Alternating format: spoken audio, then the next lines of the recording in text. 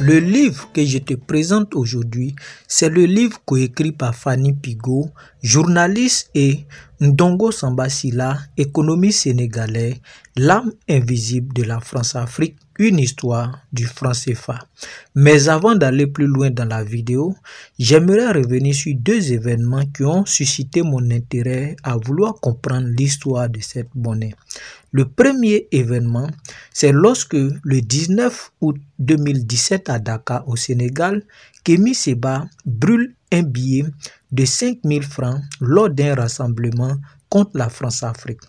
Le second événement, c'est lorsque Omotunde Kalala, de passage sur la chaîne panafricaine Afrique Média, le 27 octobre 2022, a dit qu'il est allé au Togo avec le franc CFA camerounais et qu'en voulant utiliser cette monnaie, on lui dit qu'il n'était pas valable au Togo. Moi, je suis venu au Cameroun il y a quelques années. J'ai pris des francs CFA. J'arrive au Togo, on me dit que mes francs CFA camerounais ne sont pas valables. Donc, ça veut dire que quoi? Écoutez, tout le monde parle d'échanges économiques. L'Europe a fait l'euro pour les échanges économiques, non? Comment ça se fait qu'entre le Cameroun et le Togo, je ne peux pas faire d'échanges économiques parce que tu as un individu qui a décidé de priver les deux pays de relations économiques pour créer des petits halos de relations. Il faut arrêter ça. Donc ça veut dire que quoi? Ça veut dire que moi qui suis panafricain, vous pensez que j'ai le temps de penser qu'il y a deux zones francs CFA, machin? Moi, je dis, on va mettre un terme à cette affaire-là. Voici donc ces deux événements qui ont allumé en moi la flamme de la curiosité pour vouloir comprendre l'histoire et le fonctionnement du franc CFA. Et ce livre en dit vraiment long sur l'histoire et le fonctionnement du franc CFA.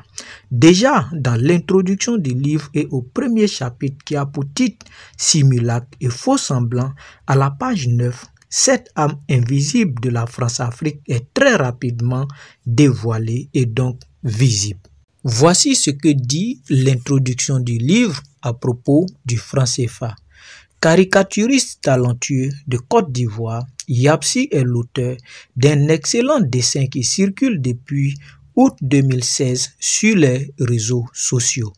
On y voit deux paquebots. Le premier a embarqué un édifice bien connu à Abidjan, une hache composée de deux immenses défenses d'éléphants sur lesquelles a été déployé un drapeau ivoirien. Le second transporte une tour Eiffel sur laquelle flotte un drapeau français. Debout sur le ponton, un personnage qui ressemble au général de Gaulle tient une paire de ciseaux. Il vient de couper une corde qui reliait les deux navires. 7 août 1960, je vous déclare solennellement indépendant, clame-t-il. En face, sur le bateau ivoirien, une foule danse et crie sa joie. Waouh! Aucun des fêtards ne semble conscient de ce qui se passe plus en profondeur sous l'eau. Une haute corde unit les deux embarcations et elle apparaît, elle, solidement accrochée. Elle porte une inscription FCFA pour franc CFA. Cette seconde entrave, invisible mais si bien fixée, n'est pas que le produit de l'imagination artistique de Yapsi. Elle existe réellement et tient depuis la période coloniale, plus précisément depuis 1945, date de création du franc CFA. Elle ne relie pas uniquement la France et la Côte d'Ivoire, mais concerne en tout 14 États réunis en deux zones monétaires. Le Bénin, le Burkina Faso, la Côte d'Ivoire, la Guinée-Bissau, le Mali, le Niger, le Sénégal et le Togo d'une part, qui appartiennent à l'Union économique et monétaire ouest-africaine UEMOA, le Cameroun, le Gabon, le Tchad, la Guinée équatoriale, la République centrafricaine et la République du Congo, d'autre part, qui forment la communauté économique et monétaire de l'Afrique centrale, CEMAC. Ces deux unions monétaires possèdent chacune une banque centrale. Elles utilisent un franc CFA distinct, ce qui donne deux monnaies partageant le même acronyme, mais pas le même nom. CFA signifie coopération financière en Afrique centrale pour le franc de la zone CEMAC et communauté financière africaine pour celui de la zone UEMOA. Ces deux francs CFA fonctionnent de la même manière et sont arrimés à l'euro avec la même parité. Toutefois, les billets CFA de ces deux unions monétaires ne sont pas échangeables. Si l'on veut obtenir un franc CFA de la CEMAC en échange d'un franc CFA de l'UEMOA ou vice-versa, il faut généralement passer par l'euro. Un 15e État, l'Union des Comores, utilise un autre franc, le franc comorien, mais se retrouve relié à la France par le même type d'attache. Ces 15 États appartiennent à la zone franc, un espace régi par des principes communs de gestion monétaire.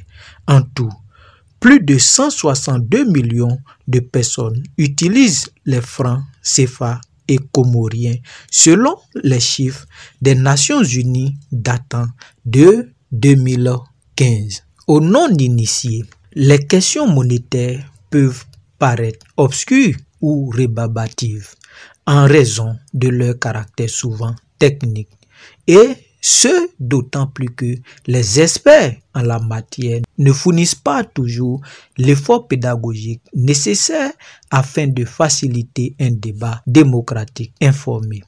Rares sont pourtant les sujets aussi politiques que celui de la monnaie. Aristote n'expliquait-il pas dans Éthique à Nicomaque que le mot grec qui désigne la monnaie, nomisma, possède la même racine étymologique que celui désignant la loi, nomos, mais point n'est besoin en réalité d'avoir recours à de grandes références philosophiques. Chacun d'entre nous sait ou au minimum pressent le rôle incontournable que joue la monnaie dans nos vies. Les citoyens africains qui évoluent quotidiennement dans le système CFA, mais aussi les Européens et les Français au premier chef qui en profitent sans en avoir pleinement conscience, devraient connaître son histoire, son fonctionnement, ses effets. Cependant, peu d'entre eux sont correctement informés. Bien qu'elle soit en train d'acquérir plus de visibilité, la question du franc CFA a longtemps été maintenue à distance du débat public.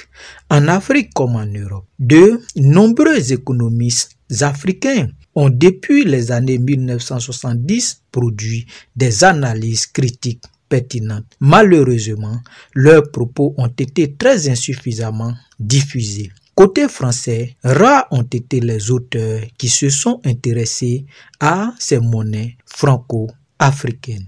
Ceux qui l'ont fait ont souvent travaillé sans en considérer tous les aspects et en proposant en général des analyses très franco-centrées. Dans tous les cas, il existe très peu de travaux de vulgarisation permettant aux citoyens des deux continents de s'emparer de la question du franc CFA et de la faire pleinement entrer dans le débat démocratique. Voici ce que dit l'introduction du livre par rapport à l'histoire du franc CFA. Un peu plus loin, les auteurs nous montrent le dispositif par lequel la France a la main mise sur le franc CFA. Dans le premier chapitre du livre qui a pour titre Simulacre et faux semblant, à la page 9, l'esprit et la fonction du dispositif sur lequel repose cette création coloniale demeurent les mêmes qu'à sa création en 1945. Plus qu'une simple monnaie, le franc CFA permet toujours à la France d'organiser sur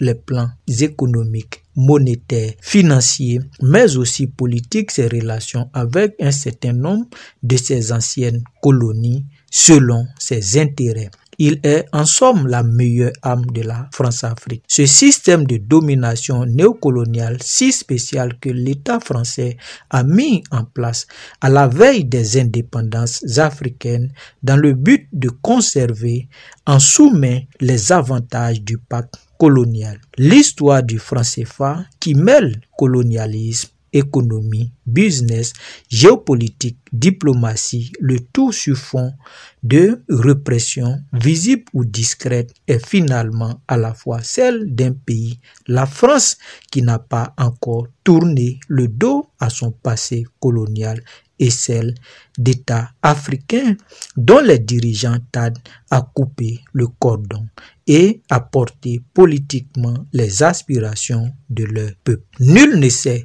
combien de temps encore va durer cette histoire. Pour des raisons à la fois politiques, économiques et démographiques, l'avenir du franc CFA est cependant de plus en plus incertain.